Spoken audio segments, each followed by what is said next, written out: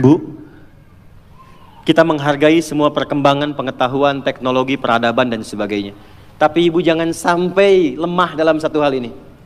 Demi Allah saya katakan, apresiasi tertinggi dari Allah kepada seorang perempuan yang telah berumah tangga ternyata bukan profesi dunianya, tapi ketika ibu bisa optimal menjadi seorang ibu dengan semua tugasnya. Kalau belum menikah jadi seorang anak dengan tugasnya. Kalau menikah belum punya anak jadi seorang istri dengan tugasnya. Nanti saya turutkan hadis-hadisnya.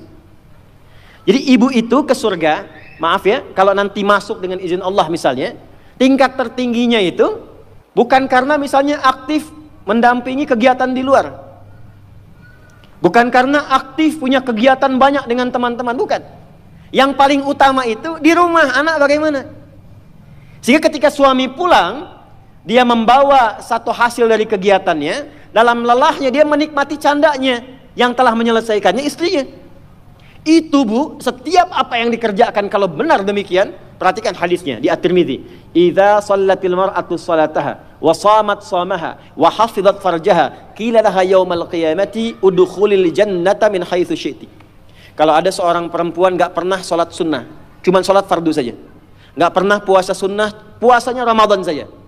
Dia menaati pada suaminya, menjaga kehormatan keluarganya, dia menempatkan tugas di rumah sebagai tugas utamanya.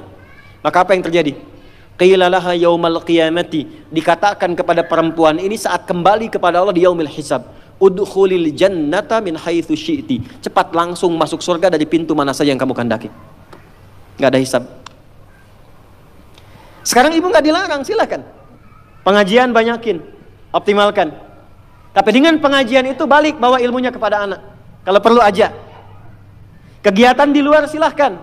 Tapi jangan sampai, maaf, ibu aktif di luar, tapi anak ibu dititipkan pada orang lain. Sehingga dia mendapatkan karakter dari perawatnya, bukan dari ibunya. Jadi wajar kalau dia nggak kenal ibunya. Wajar kalau nggak akrab. Wajar kalau dia mencari jati diri di luar. Karena dia nggak kenal ibunya. Nanti kalau saya dengan ayah, saya bicara fikih ayah. Sehebat-hebatnya ayah, sesibuk-sibuknya di luar, itu di Quran selalu dialognya anak dengan ayah, nggak pernah dengan ibu. Ibu pernah dengar misalnya ada dialog ibu dengan anak di Quran? Nggak ada. Selalu ayah, anak, ayah, anak. Kenapa? Karena fungsi ibu itu sudah di rumah yang paling utamanya. Maksud fungsi di rumah itu adalah capaian dengan anaknya optimal, kasih sayangnya, curhatnya diterima, perawatannya, candanya. Kenapa banyak dialog dengan ayah di Quran? Karena ayah kesibukan banyak di luar, jangan sampai karena sibuknya itu lupa dengan keluarga di rumah. Karena ternyata yang ditunggu anak itu adalah sosok orang tuanya. Nah sekarang sudah ayahnya sibuk, ibu ikutan sibuk. Apakah salah? Tidak. Salah itu ketika ibunya sibuk, anaknya tidak mendapatkan orang tuanya. Itu problemnya. Dan itu banyak ditemukan sekarang. Ibu silahkan, mau sebanyak apa sih mau dikumpulkan? Bangga kalau statusnya bisa diupdate. Bangga kalau sudah banyak penampilan bisa dirubah. Ibu nggak khawatir kalau anaknya mencari perhatian di luar. Ibu nggak pernah bahkan sempat menyapanya. Cuman ketemu, berangkat, tidur, ketemu lagi. Lalu apa yang mau dicari dari apa yang dikumpulkan itu?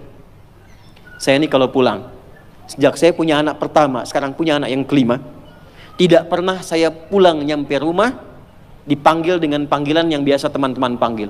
Ustadz, Kiai, Syekh. Gak pernah saya pulang datang rumah, Kiai, gak ada. Ustadz. Dari dulu anak saya ketika saya pulang datang, dia tunggu, bahkan ada yang nunggu sampai jam 11 malam. Anak usia 3-4 tahun nunggu sampai jam 10, jam 11. Buya kapan pulang? Saya kalau kemanapun ada tas bu yang saya bawa, di dalamnya ada hasil karya anak kami yang paling kecil. Dia gambar-gambar lama, kasih love, kemudian kasih kayak orang-orangan dia gambar, dia tuliskan minta tolong kepada kakaknya nomor